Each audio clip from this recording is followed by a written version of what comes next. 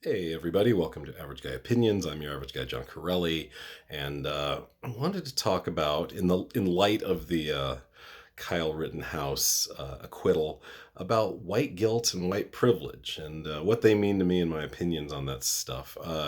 It is kind of funny that tonight I am going down to Elbert, Colorado, which arguably is the whitest place in the world.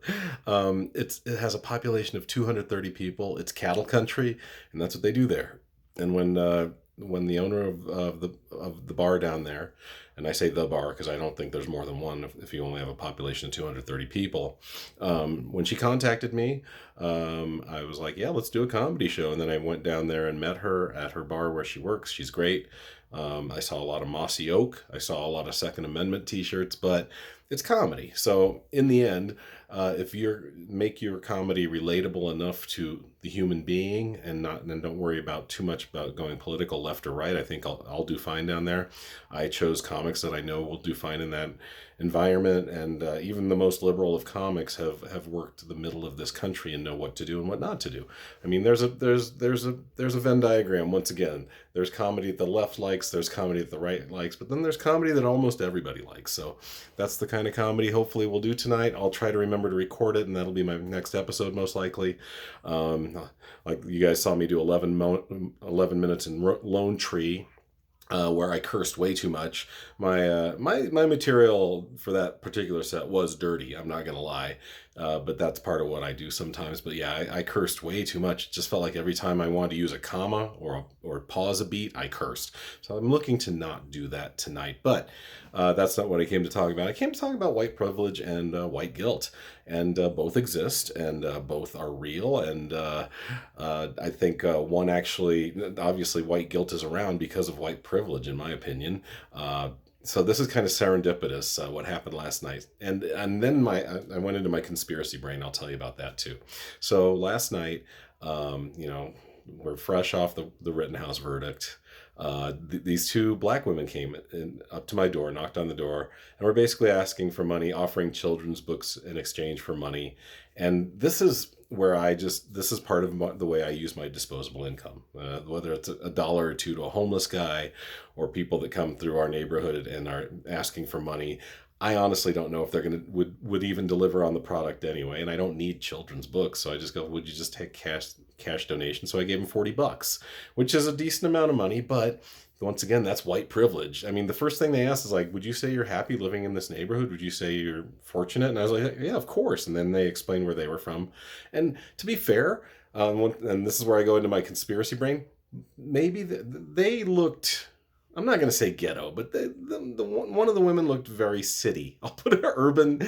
She was black. She was a black woman, had probably been through plenty of black woman issues, however you want to typify that. And then her friend was a little less city or urban, and the both perfectly nice ladies. And I did. I just like, here, that's what I got, and here you go. Enjoy the rest of your night. I hope you do well in your efforts. And I don't even care if it's going into their pockets, if it's some kind of scam. It takes balls to go to a door to door in a overwhelmingly white neighborhood when you're black and ask for money. And just last week, or not last week, last month, we had another guy doing it.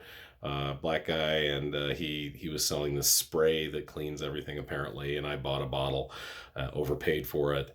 But once again, that's white privilege, is having that disposable income. I don't have to go door to door and deal with people, strangers, and ask them for money. It's and part of that's because I'm white, because my parents are white, my grandparents are white or off white, and with those privileges came a lot of comforts, and I'm very lucky to enjoy them today. But anyway, where I was going, this is the third time I've mentioned conspiracy theory. I did think, are these women out like exploiting the white guilt because Kyle Rittenhouse was just acquitted? Maybe, maybe not. I don't know. Maybe it was coincidental that they were coming to this neighborhood on a Friday night. But I just thought, and by the way, that's a little devious, but it's very strategic and intelligent too. I was like, there's probably a lot of people that are really happy about this verdict, but there are a lot of people, white people included, that are not happy about this verdict. And, maybe they've done their homework and said, oh, this is a pretty liberal block. maybe we'll get some money if we go up and down this block in light of what just happened earlier today. So I don't know, but so white guilt, like I say, comes about from white privilege, and there's a lot of white privilege being how do I say, expressed, I guess, or privileged or used on the streets today. A lot of these Proud Boy types, once again, are out.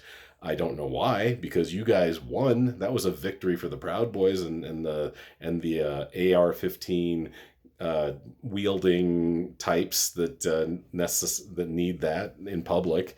Once again, those of you know, especially you, Jennifer, I know you own a gun, and I know you live where you live and live how you live, and everyone has a right to defend their home.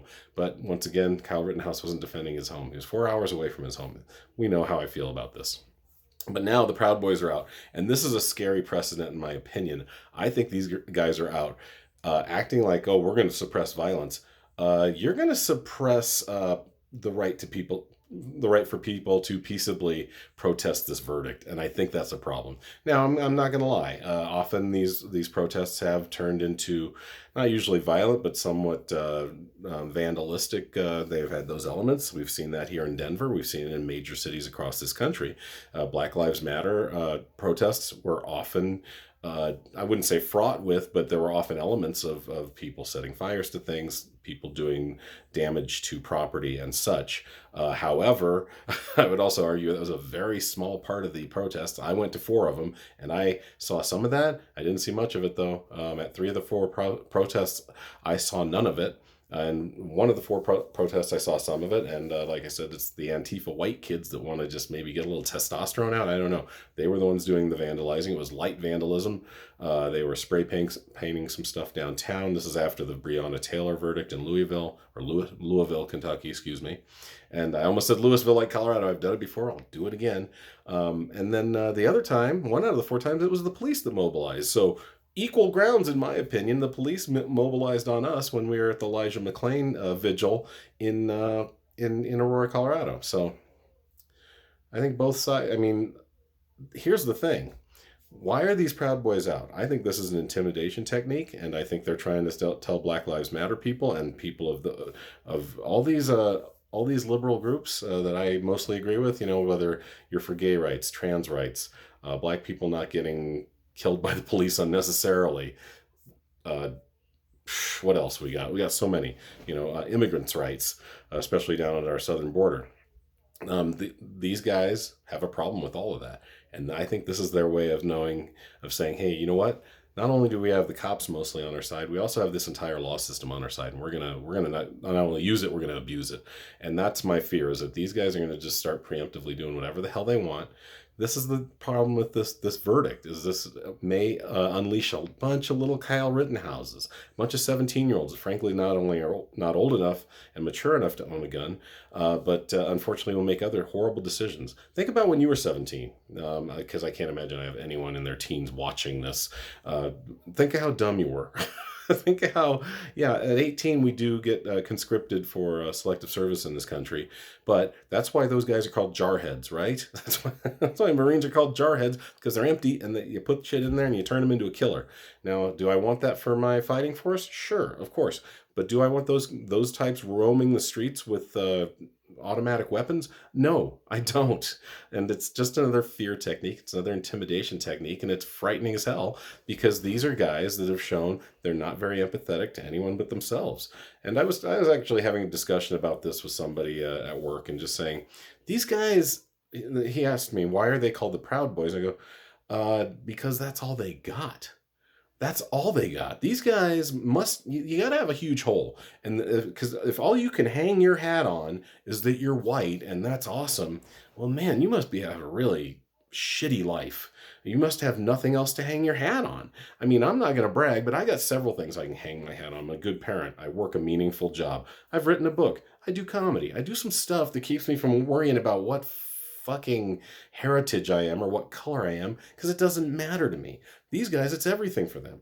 And that's a problem. It's like, go fucking do something. Go create something. Go try to find some happiness, because it's obvious you're not happy when you're marching like this and you're trying to intimidate other people that think differently than you. It's really not good. Anyway, so there's a lot, I don't know how much I really hit upon white privilege and white guilt. Maybe a little bit. I hope I did. Anyway, that's another video from me. We'll talk to you guys next time when I'll bring you X amount of minutes from Elbert, Colorado. All right. Thanks, you guys. See you next time. Bye.